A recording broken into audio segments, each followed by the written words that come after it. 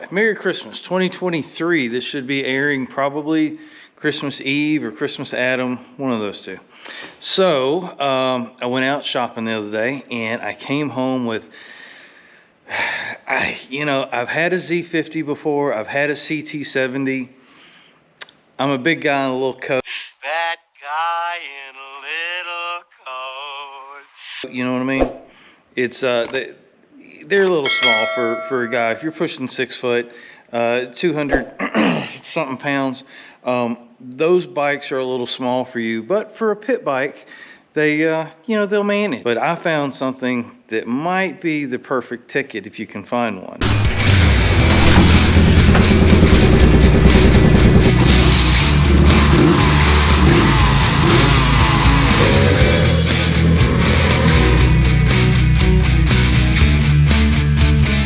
Story goes 1988 and 1989.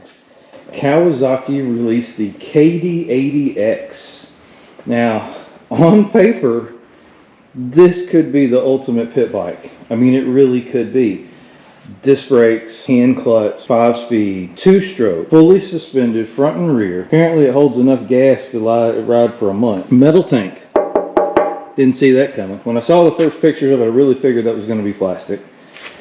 Kickstart, real simple. Just, I mean, this is like the little, if you could design a mini bike as a kid, this has got to be really close. I mean, I can just imagine a kid, wanting to shift the gears and listen to that 2-stroke scream, and just what could that have been like in 1988? To be 10 years old and walk out Christmas morning and find this. Well, I'm definitely not 10 anymore, but it's a week before Christmas and I brought this home, so we're going to count this as my Christmas present. This is just a really, really neat machine. I've never seen one. I've never touched one. I saw the post and I immediately was like, I'll take it. I didn't do any research on it. I've never seen one before.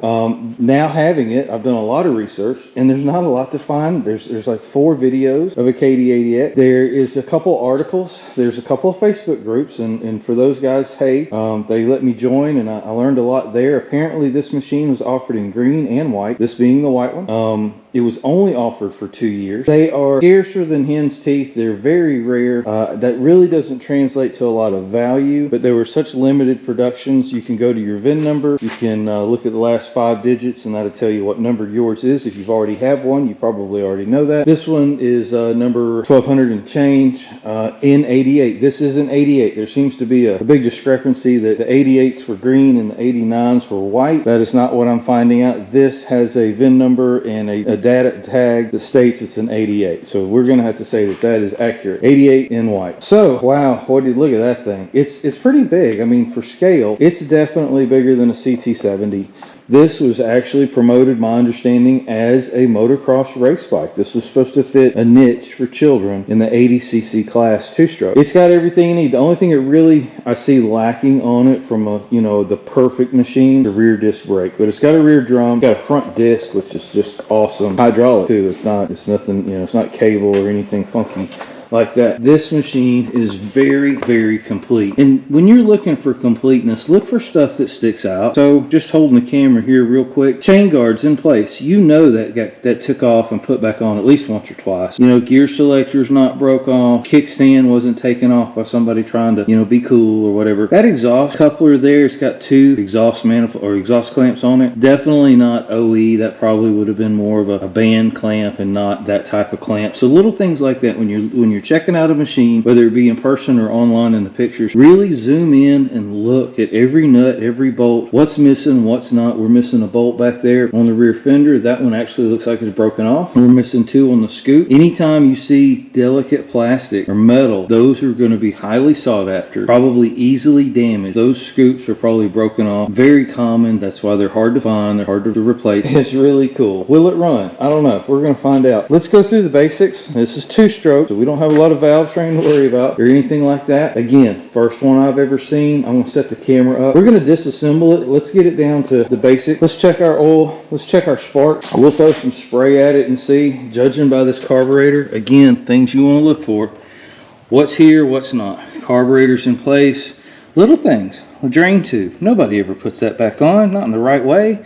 Through the loop here and it comes back down. That looks very factory to me. Carburetor may not have ever been off this machine, or if it has, somebody put it back on like it should have been. We are missing the connection from the air box down here to the carburetor, so there should have been some type of boot here. So that could be bad. It could be somebody just took it off and sprayed some spray in there, or maybe they took it off and left it off and ran it for 10 years. We don't know. So I did check the clutch. You saw that in some little montage I did there.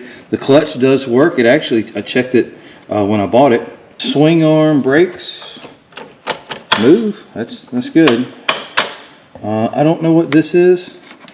It could be important. I don't know. It goes to the back of the machine. We'll figure it out. Let me put this camera down and grab some tools, and let's see what we got. All right, so kind of looking this thing over a little bit. We've got what I thought was a lock, the keyed lock back here, but it's not. It's a really big flathead screwdriver. Comes right out. I looked at it. You can see my concern. It was full of mud or dirt there and rust. I thought it was a key. It's kind of awkward to get out. Gas tank, pretty straightforward. Looks like it's been disconnected from the carburetor. Now let's see how the tank looks. Metal tanks. I didn't check this when I bought it. It was kind of one of those get it and go kind of situations. Ooh. All right. It's not great. That's not great, but we'll figure out what we got to figure out. If we need to do a, which we will. And this would be a good test for it. We used some metal restore in the SX tank, and I saved it because you can reuse it.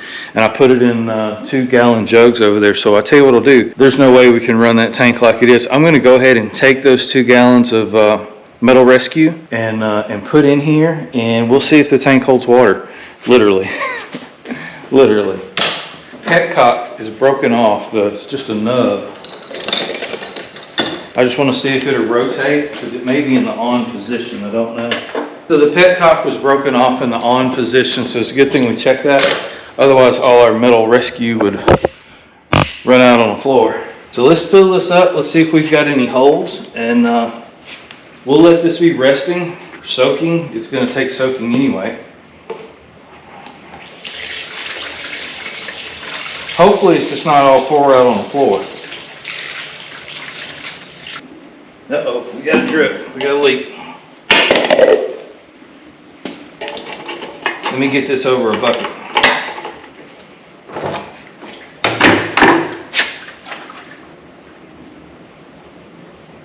All right, looks like it's coming out of the petcock. That's a good leak to have. That's a fixable leak.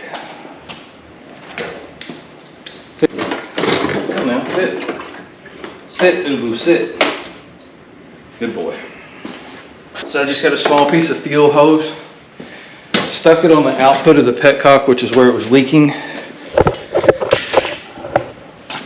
And jammed a screwdriver in the end of it just to keep it from leaking. I've turned it off in the off position. Maybe we could rotate it a little bit more. We're going to end up cleaning this out. I made it 90 degrees now. Maybe it won't leak anymore. I will take the opportunity to go set it over a bucket just in case. But always be careful. If you've got fins on your tank, it's a good idea to take them off. I've gotten a bad habit of calling these fins. I guess they'd be more scoops.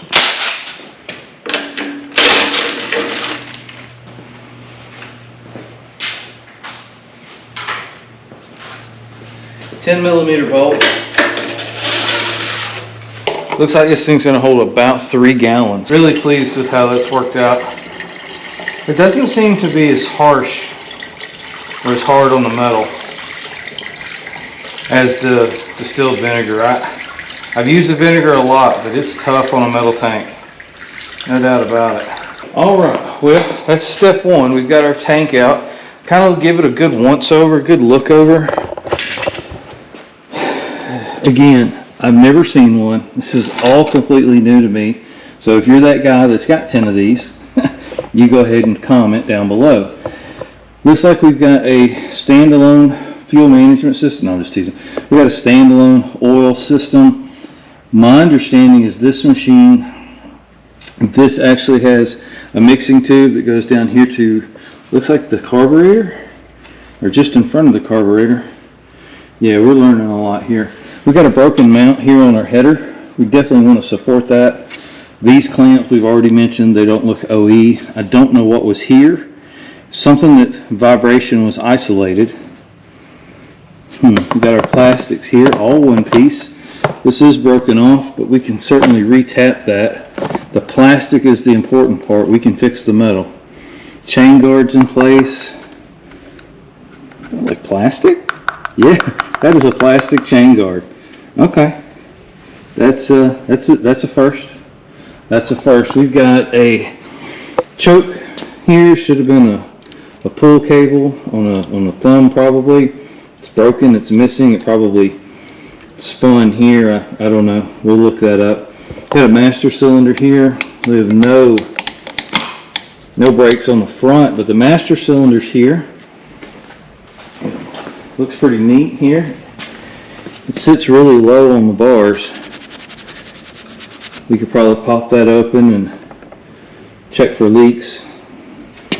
Spark plug here. Looks like a basic 2-stroke engine. Nothing real fancy. What do we got? Oh, that's our choke cable. Okay, so what in the world is this?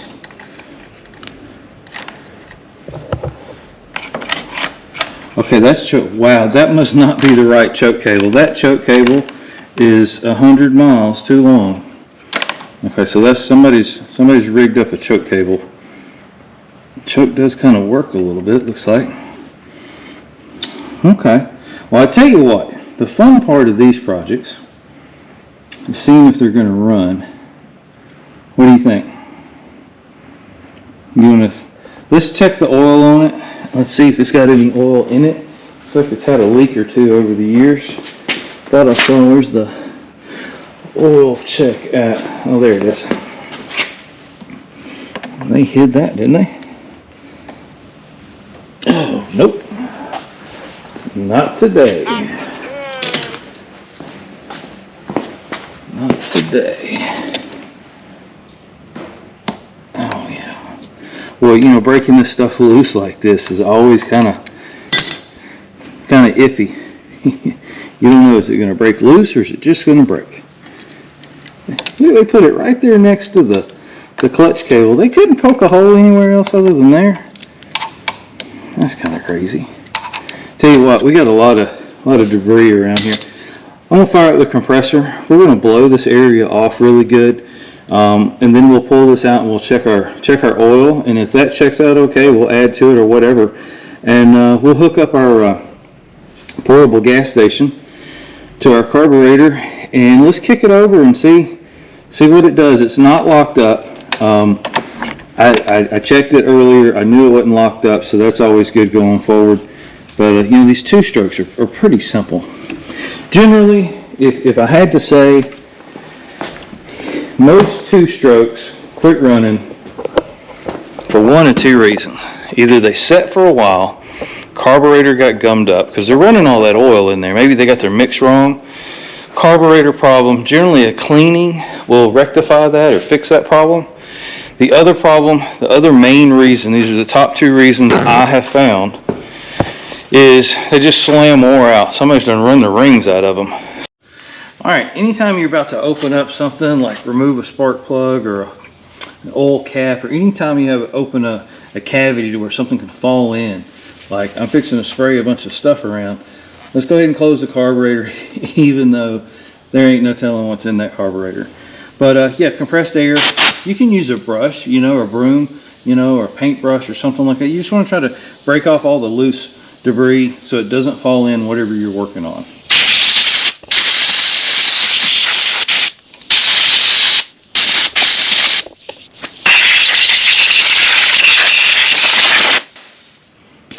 All right, let's check this oil.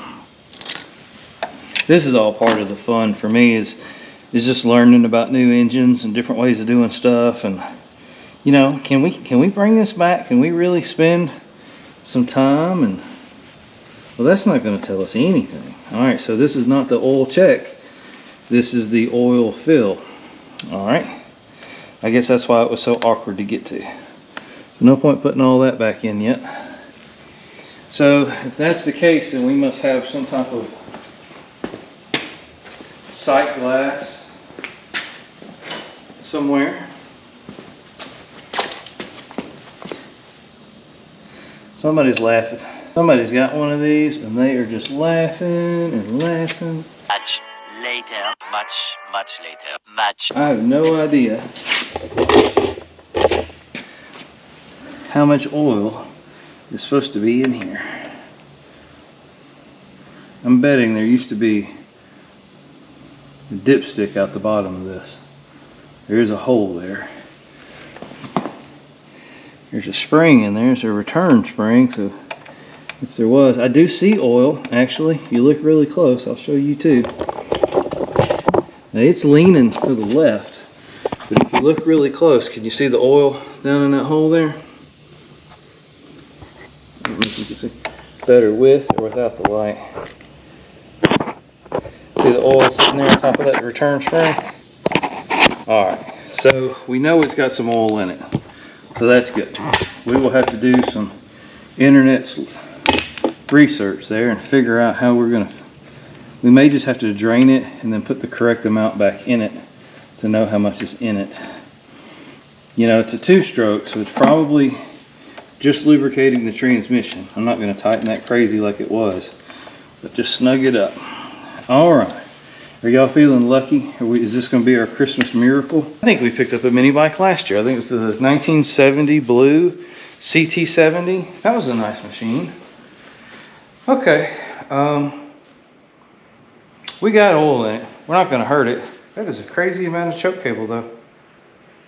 Why don't we, let's just shoot some spray in it, see what it does. If we've got spark and compression, if it lights off, then we know we have spark and compression. We can move on. My goal today is to get that carburetor off, put it in the ultrasonic cleaner, clean it up as good as we can get it, and make sure, you know, it's doing what it's supposed to do. Right now, just kind of looking over the machine, we have really no throttle control, whatever. It's just completely locked up. Now I did do some reading that this cable might be different, not exactly easy to find. So we'll cross that bridge in a minute. So what we got here, we got our portable gas station. You can get this at 223cycles.net. This is actually a Motion Pro. I went ahead and set it up with some 2-stroke fuel and a fuel filter, which I always keep on here. Jam that in there like that. It's got a control valve here where you can turn the fuel on and off, which is handier than you would think. So we got fuel going down into our filter there. And this is kind of in a precarious situation. Let's see if we can reroute this a little bit better. I'm going to give it a little shot of spray. I don't think it's going to hurt anything. Probably not the first person to try this. Alright, we got a leak. We're leaking fuel. Carburetor overflow is leaking. That's to be expected. So that tells us real quick our float's stuck. I don't know if y'all do this or not, but old used napkins, paper towels, you get a spill like that, it's a good place to get rid of them. Let's scoot over so I'm not standing on top of a bunch of fuel. I'm interested, I'm going to have to do some more research on that oil reservoir. I'm not sure if that's automatic or how that works. Just a little bit. Let's see what we got. If we've been good boys and girls this year, maybe, we gotta do something about that for sure.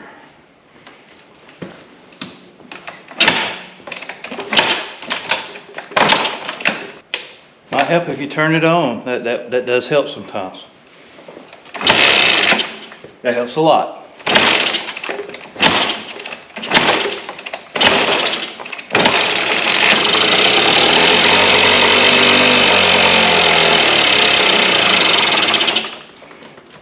Okay. She does run. All right, well, next move. That's great. All right. Doesn't seem to take a lot to kick it over. Maybe that's a kid's bike. I don't know. I wasn't sure if it had enough compression really to run. All right, so the next thing we're going to want to do is we're going to pull the carburetor off of here. We're going to put it in our ultrasonic cleaner, take it apart. We've got spark, we've got enough compression to run. It's very quiet, so I wouldn't be surprised if the exhaust is not full of debris and trash and stuff. There could be anything in there. So we'll see how hard that is going to be to take that off and kind of inspect it. Because I was kicking it in the off position and then turned it to the on position and it lit right off, that tells us that the electrical side of this machine is working. It means that the coil is grounding out by the kill switch, which I'm sure that's how this probably works. And that when we do get it running, that the electrics are going to be working. So that's great. It's little tests like this that you can take, and you just kind of start at the beginning and work your way through, and when you get done, hopefully you'll have a running and riding machine. We still don't know transmission. We know the front brakes aren't working. I don't know about the rears. Okay, rear brakes work. So there you go, we're 50% there. While I'm sitting here with a screwdriver, let's check our reservoir. Anytime you get a screw that doesn't want to move, you think it's about to strip out, give it a good tap with a JIS screwdriver, by the way. And I'm not going to tap it hard.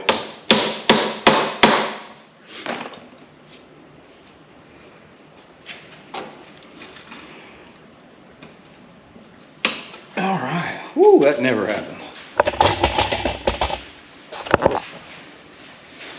All right, so if we've got fluid in here, then we've probably got a bad master cylinder.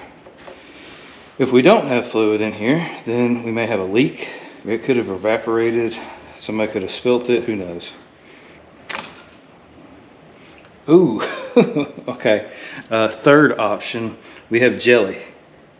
We have an entire box of jelly. There you go. You know, these will it runs are fake. We find machines that are in perfect working order, and we just spray a bunch of dirt all over them, and then we put them on TV. Wow, that's bad. Let's get this out of here. My magic toolbox. I don't know if y'all have a magic toolbox or not, but I have a magic toolbox. It's always been that way. If I need a Phillips or a JIS screwdriver and I go to my toolbox, everything I pull out will be a flathead. If I need a flathead and I go to, and there'll be 20 in there now. If I go to my toolbox and I need a flathead, everything will be a Phillips. And in this case, I needed a flathead and I got a wood chisel. I don't know. It's the dangest thing. Somebody's saying, well, if you were organized and put your tools back up, they would be the right ones, right? Yeah. You're right. I can't argue. Wow. This is bad. I'm trying to think if there's a better way to get this out of here. It may take fluid fine. It just could be that the fluid is broke down. More than likely, brake fluid's real bad about absorbing moisture. And I guess it's absorbed enough moisture over the years to separate and congeal and make a big mess. All right.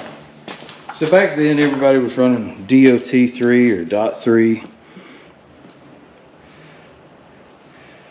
We would need to do a real good clean on this thing and flush this system out. I'm just curious if the master cylinder is going to pump up at all.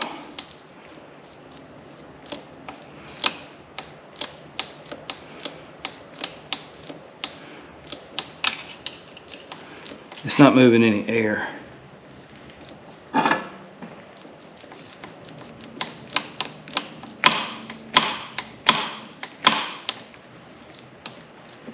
Alright, well, it was a quick shot.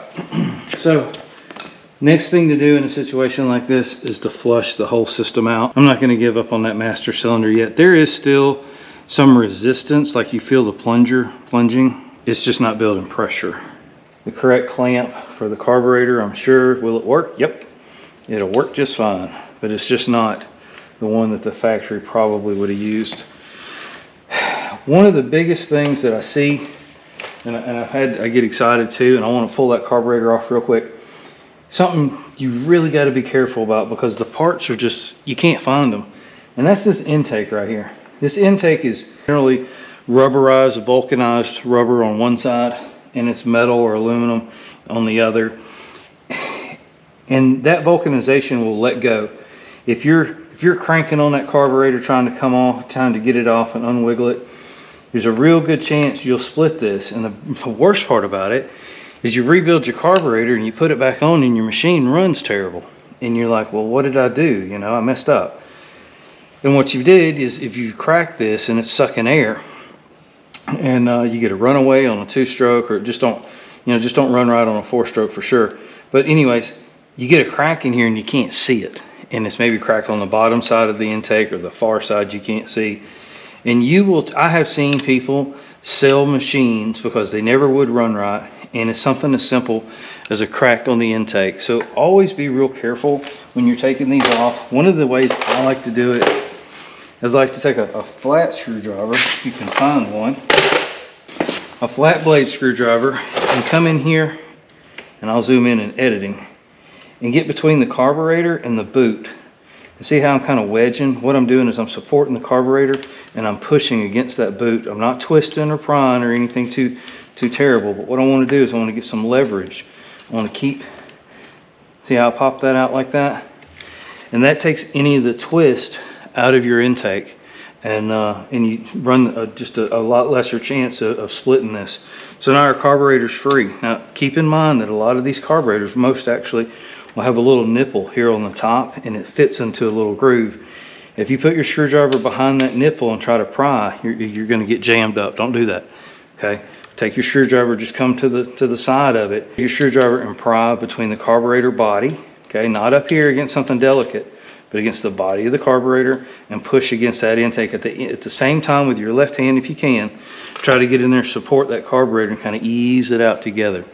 That takes all the stress off your intake, a whole lot less likely to get a crack in your intake. It's one of those days where it was 40 this morning and now I'm burning up hot. Now I'm just kind of foreseeing this being stubborn. So what we've got here, we've got our choke and our choke cable. I'm going to go ahead and disassemble some of this here on the machine before taking it inside. Okay, that wasn't too bad. Definitely not the right choke cable. Whew, this thing is long. Can you imagine that guy? He come home with that choke cable and he goes to put it on the bike and it's 4 feet too long. Okay, so there's our choke. Pretty straightforward. The spring still works, it's in there, that's good. I'm gonna look for a shorter choke cable. I may have to figure out a different kind of choke to put on here. Maybe we can do a pull style, but we're definitely gonna need this piece here. I don't wanna lose this piece. This is very important. If we lose that, we are up a river. All right. Well, that came off too. Okay, we're good. I was kind of thinking it was going to be really, jammed up on there. You get to a certain age, your hands aren't as strong as they used to be. Okay, this slide is jacked up in here. I don't know how we were getting it to do anything. It's moving, but it's kind of stuck. Okay, good. If you ever have to do that, if you have to manually force a slide up, you just got to be real careful. That is some of the softest aluminum. And I even think some of the newer machines are plastic, or maybe some type of composite or something. See how that line broke when I was trying to get it out? These drain lines, drain tubes, if you will, they're just so brittle. She needs a good cleaning. Okay, we're good. That wasn't so bad. Let's take this slide off. I really want to put this slide in the cleaner. Now, if you've never done one of these, and I know most of y'all have, but there's a couple out there that probably haven't. What you've got is a cable, and on the end of that cable it's got a berry, if you will. It's got a stop. What I do is I pull. Now, one of the things is this cable's a lot shorter than it should be. It's not giving me a whole lot of room to play. So what I'm doing is I'm sliding the cable. See what I did there? I pulled the spring up. Now the cable is down and there's a slot in the side of this slide. That is a tongue twister. I'm just going to pull. See the stop here on the end of the cable? That's what engages in that hole. Now be careful. I'm being a little cavalier here. Be careful with this needle. If you push on this needle, it can fall out the top And if it gets bent, game over, okay? You gotta have it, it's gotta be perfectly straight. So what I'm gonna do while I'm carrying it in the house, even though it got stuck on me. Now here's a good way we can talk about this real quick. On the side of almost all your small machine carburetors, you've got a fast idle. It's right here. It does change size depending on what machine you're on, but see this ramp right here? See this slot? If you look just inside there, it's tapered. Call it a ramp. There's a screw here that comes right through there. If you see real close, you see the little piece right there sticking up? That's the screw. As you turn this in, it pushes against the slide in this opening, and that causes it to ride up, or if you take the screw out, it causes it to slide down. That's faster idle, slower idle. It's that simple. But here's the thing. If you take this and spin it around and put the slide, this grooved slide, if you spin it around and put the groove side over here, it will go down. But what will happen is this will not go all the way. It will go flush, and you will think it's on, you put your cap on, and that's when you get a runaway. That's when you get one that fires up and it goes, why? And you have no control over it. What you've done is you've taken this slide and you've put it in 180 degrees the wrong way. So I'm not going to push this in. It's real sticky in there, and so we want to get that cleaned up. I don't need the cap necessarily to clean that. The cable is moving a little bit, but not much. So I like to kind of think ahead when I got projects like this, and I'm excited like, you know, y'all get. What I want to do now is, can I lubricate this cable and have it soaking? No, it actually does work. So it just hasn't worked in a long time. Oh, that's great. These can be a real bear. Still wouldn't hurt to lubricate it, but it's working now. I think with some spring pressure, it would return like it's supposed to. It can be soaking while we go inside, and that's where I've got the parts cleaner. I'm gonna run the carburetor through the parts cleaner. I'll bring you along.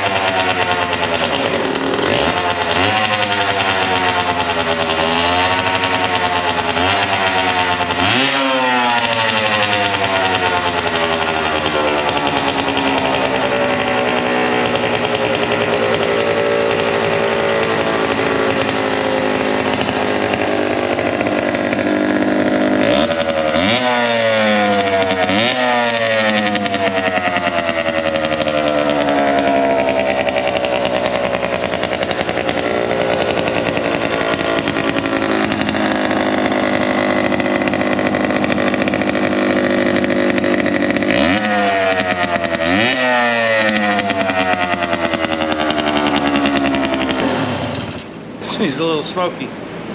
All right, she runs. She starts right back up. So a couple things. Still getting a lot of information. I can't locate a manual for this. I have asked out in the forums, you know, some important questions. I am running premix in my fuel. I'm being told I shouldn't be, but I'm also being told it won't hurt. So I think that and this exhaust system is completely full of just raw liquid oil. It is a mess. So it's really loud. You can tell I've got the silencer off of it, and everywhere I put the silencer as I was cleaning it in the yard, I left a little Juan Valdez everywhere, you know what I mean? So there's the silencer. I soaked it overnight in gasoline to kind of try to break up that oil that's in there. As heavy as that thing, it must be just completely saturated. I don't know if it's a fiberglass mat inside there or if it's baffles, but that silencer weighs 10 pounds, and I don't think that it should. I took the header off. That's why we have a leak now. It's just part of doing it. The header was full of liquid oil. I mean, just not just coated on the inside. I mean, just raw oil. Poured that out, rinsed it out, let it soak overnight, put it back on. Went through the carburetor. Carburetor turned out really, really good. This is a tiny little thing. It was running really rich. I've raised the needle up as far as it would go to try to get it to lean out. Started messing with the fuel adjustment, air enrichment and screw, or enrichment screw, depends on what you want to call it. Just as a side note here, if the enrichment screw is on the other side of this carburetor, but for illustration purposes, this is the center line of your carburetor. If your enrichment screw is on the engine side of center, then what you are adjusting is you are adding or taking away fuel. If your enrichment screw is on the outside of the carburetor, the furthest from the engine, then you are enriching, adding and taking away air. So this one, the screw was pulled all the way in. Someone has been tinkering with it. I went back through it and kind of had to reset it. When I cleaned the carburetor, I put it back to the way it was when I took it apart. Didn't really realize how far out of whack that really was. So other issues we have two flat tires. I'm going to order up some knobbies like those. That's what it should have. We're gonna wash it. It's earned a good bath.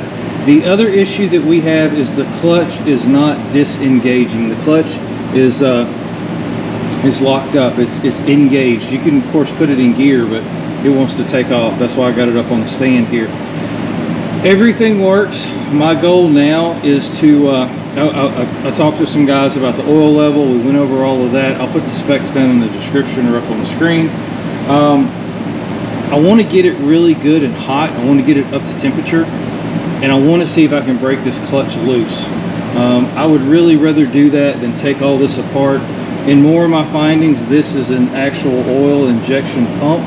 The little tank that's on the other side of the frame here is a reservoir for injected oil.